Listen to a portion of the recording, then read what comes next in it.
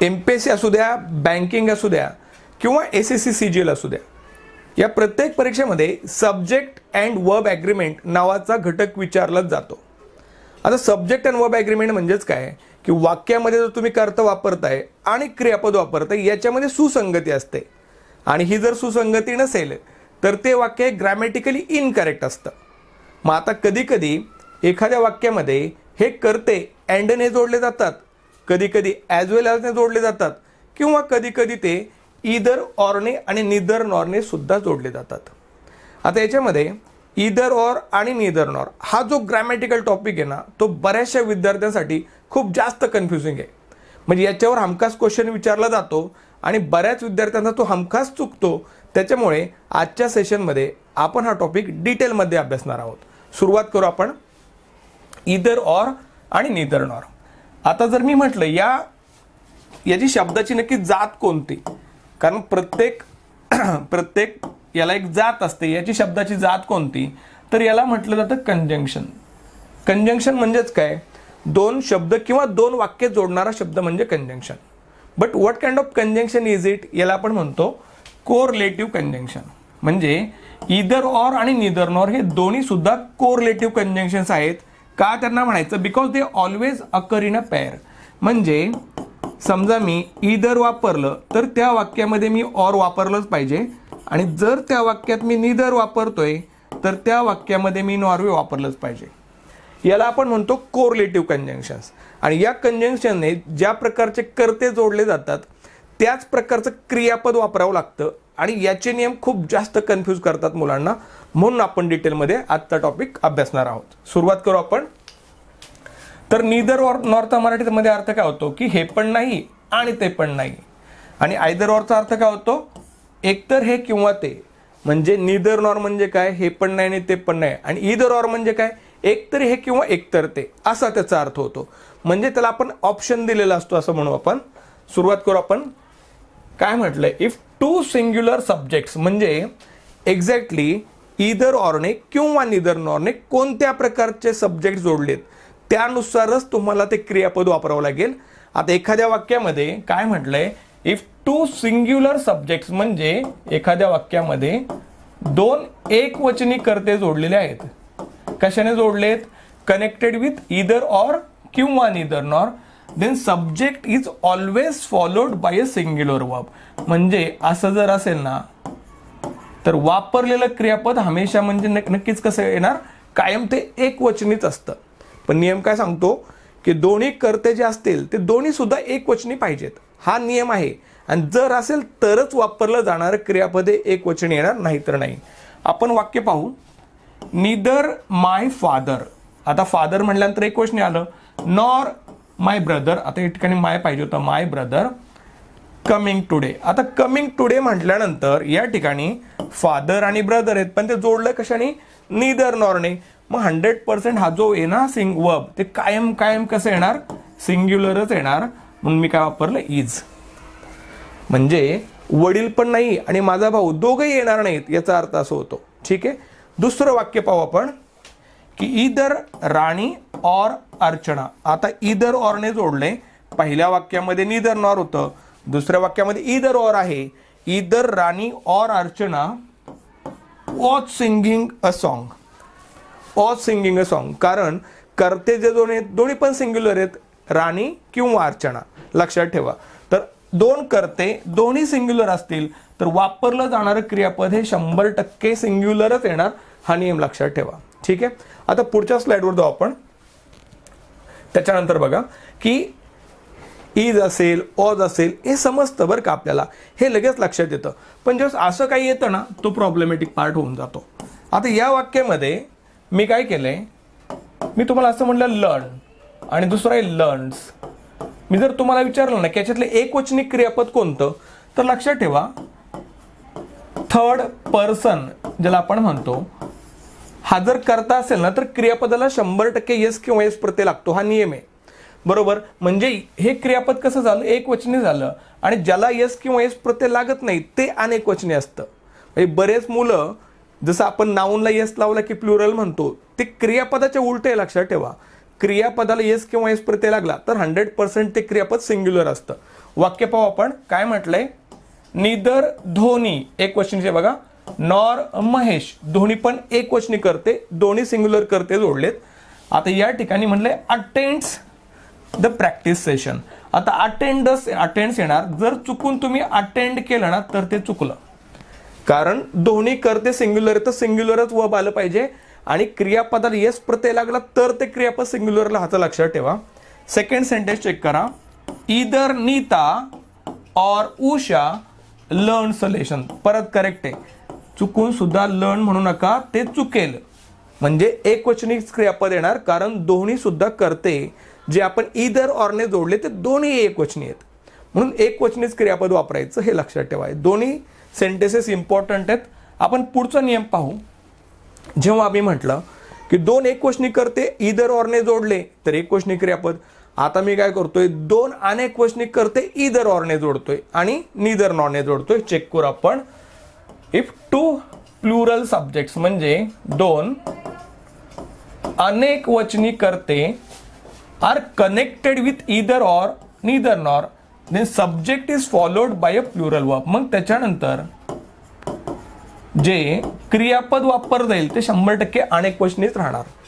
क्रियापद अनेक वचनीच राहणार. वाक्यामध्ये वापर करू आपण. पहिलं वाक्य तुमच्या समोर आहे, नीदर टीचर्स. टीचर्स म्हटलंय अनेक वचनी, नॉर स्टुडंट्स दोन्ही सब्जेक्ट्स अनेक वचनी, टीचर्स आणि स्टुडंट्स. तर जे क्रियापद येणार ते अनेक वचनीच येणार, आर येणार. लक्षात ठेवा, कारण दोन्ही सब्जेक्ट्स आपण जोडलेत ईदर ऑर नीदर नॉरने, पण वापरले काय अनेक वचनी करते तर क्रियापद सुद्धा अनेक वचनीच येणार. Let's study the second sentence. Either politicians राजकारणी म्हटलंय प्लुरल आहे, ऑर देअर फॉलोवर्स किंवा त्यांचे कार्यकर्ते have given parties to voters. आता लक्षात ठेवा, हॅव म्हणजेच प्लुरल वर्ब असतं, म्हणजे पॉलिटिशियन्स असेल किंवा देअर फॉलोअर्स असतील, दोन्ही पण प्लुरल सब्जेक्ट्स आहेत. जोडलं आपण कशाने, ईदर ऑरने, म्हणून हॅव येणार. लक्षात ठेवा. परत एकदा सांगतो, ईदर ऑर किंवा नीदर ऑर यांनी जर दोन अनेक वचनी करते जोडले तर वापरलं जाणारं क्रियापद हे अनेक वचनीच पाहिजे. पुढे जाऊ आपण. त्याच प्रकारचं वाक्य, नीदर बॉईज नॉर गर्ल्स. आता या ठिकाणी बघा कंप्लीट म्हटलंय, तुम्ही चुकून सुद्धा कंप्लीट्स म्हणू नका. कंप्लीट्स हे इनकरेक्ट होईल, कारण ते सिंग्युलर वर्ब आहे आणि नियम काय सांगतो, तुम्ही प्लुरल वापरलं पाहिजे. म्हणजे neither boys nor girls complete the homework. ठीक आहे. सेकंड सेंटेन्स आपण चेक करू. Either owners or employees need our support. आता चुकून सुद्धा इथं नीड्स नाही म्हणायचं, कारण नीड्स सिंग्युलर वर्ब येतं, नीड प्लुरल आहे आणि ओनर्स आणि एम्प्लॉईज दोन्ही सुद्धा प्लुरल सब्जेक्ट मी ईदर ऑरने जोडलेले आहेत. लक्षात असू द्या, ईदर ऑर असू द्या नीदर नॉर, दोन प्लुरल सब्जेक्ट्स असतील तर प्लुरलच वर्ब आलं पाहिजे. हा एक नियम होता. नेक्स्ट पाहू आपण कोणता नियम सांगतोय. आता याच्यामध्ये पहिला नियम होता, दोन एकवचनी करते सब्जेक्ट असतील ते ईदर ऑरने जोडले तर एकवचनी क्रियापद, दोन अनेकवचनी करते ईदर ऑर नीदर नॉरने जोडले की अनेकवचनी क्रियापद. पण या ठिकाणी उलट आहे. एखाद्या वाक्यामध्ये एखादा सब्जेक्ट हा एकवचनी असू शकतो आणि दुसरा अनेकवचनी असू शकतो, किंवा पहिला अनेकवचनी असेल दुसरा एकवचनी असेल. असं जर असेल ना, याला आपण रूल ऑफ प्रॉक्झिमिटी म्हणतात. रूल ऑफ प्रॉक्झिमिटी म्हणजेच काय, क्रियापदाच्या जवळचा असेल ना त्या सब्जेक्ट म्हणजे त्या नाऊननुसार तुम्ही क्रियापद वापरायचे. क्रियापदाच्या जवळचं बरं का, किंवा तुम्ही सेकंड म्हणा, सेकंड सब्जेक्ट. काय म्हटलंय, if one subject is singular and another subject is plural then verb must be used according to the nearest subject. म्हणजे ज्याला आपण म्हणतो क्रियापदाच्या जवळ जो असणारा कर्ता आहे ना त्यानुसार तुम्ही क्रियापद वापरायचं. कधी एक एकवचनी असेल आणि दुसरा अनेकवचनी असेल. वाक्यामध्ये वापर करू आपण त्याचा. Neither Rahul nor his friends. आता फ्रेंड्स म्हटले, फ्रेंड्स काय झालं अनेकवचनी झालं तर अनेकवचनीच वापरणार मी क्रियापद, कारण आपलं ठरलंय की जवळचा क्रियापदाच्या जवळचा क्रियाकर्ता वापरायचा. म्हणजे फ्रेंड्सच्या नंतर काय आलं, वेअर. चुकून सुद्धा तुम्ही वॉज म्हणू नका, ते इनकरेक्ट होईल. सेकंड सेंटेन्स चेक करा. ईदर माय रिलेटिव्ह. आता पहिल्यांदा आलाय अनेकवचनी करता, ऑर माय बॉस. आता सेकंड करता बॉस आहे, बॉस एकवचनी आहे म्हणून काय आलं, हॅज आलं. बरोबर आलं उत्तर माझं, हॅज पेड द बिल. म्हणजे एक कर्ता एकवचनी, एक कर्ता अनेकवचनी असं असेल तर क्रियापदाच्या जवळ जो कर्ता असेल त्याच्या स्वरूपानुसार, म्हणजे त्याच्या एकवचनी किंवा अनेकवचनी असण्याच्या स्वरूपानुसार तुम्ही क्रियापद वापरलं पाहिजे तर ते बरोबर येणार. हा खूप जास्त महत्त्वाचा नियम आहे. अजून एक वाक्य बघा.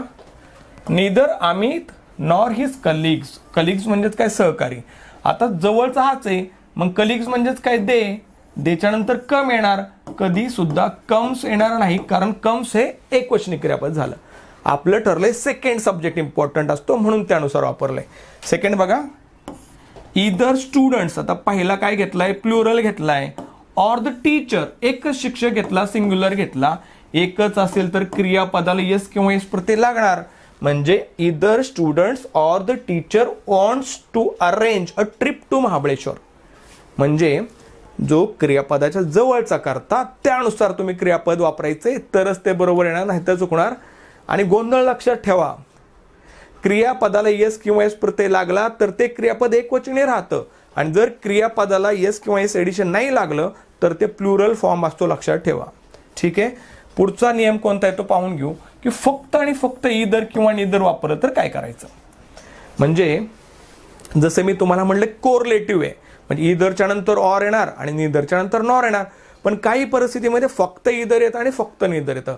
मग असं झालं तर काय करायचं आपण पाहू. काय म्हटलं, the subject is always treated as singular and followed by a singular verb. म्हणजे असं असेल ना, तो कर्ता नेहमी एकवचनी कर्ता समजावा आणि त्यानंतर वापरलं जाणारं क्रियापद सुद्धा एकवचनीच क्रियापद वापरायचं, हा नियम आहे. पण नियम काय सांगतो, की फक्त आणि फक्त इदर पाहिजे बरं का. इदर, त्याच्यानंतर ऑर नको. वाक्यामध्ये वापर करून पाहू आपण त्याचा. पहिलं सेंटेन्स आहे, नीदर ऑफ द गर्ल्स.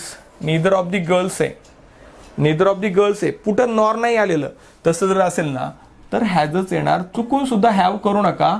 तुम्हाला वाटेल की गर्ल्स आले म्हणजे हॅव व्हायला पाहिजे, नाही होणार, कारण फक्त नीदर आलं म्हणजे हॅजच होणार, आणि हॅज ए सिंग्युलर वर्ब आहे, लक्षात असू द्या.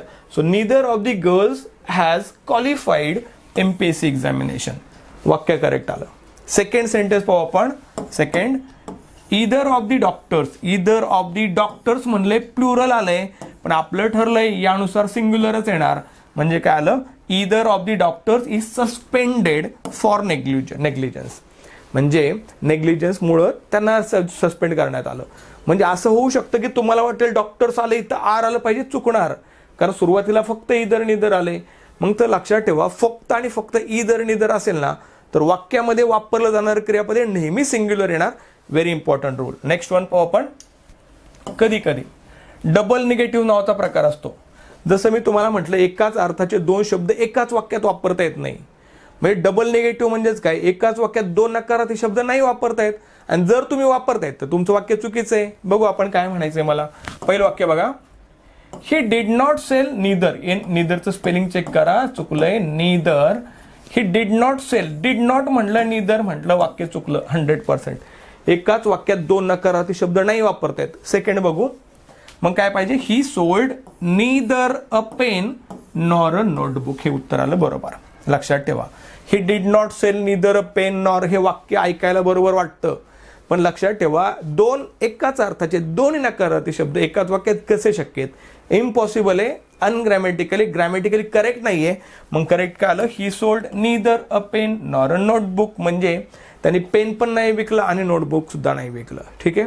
आता एकदा शॉर्टमध्ये आपण समअप करून संपून टाकू याला.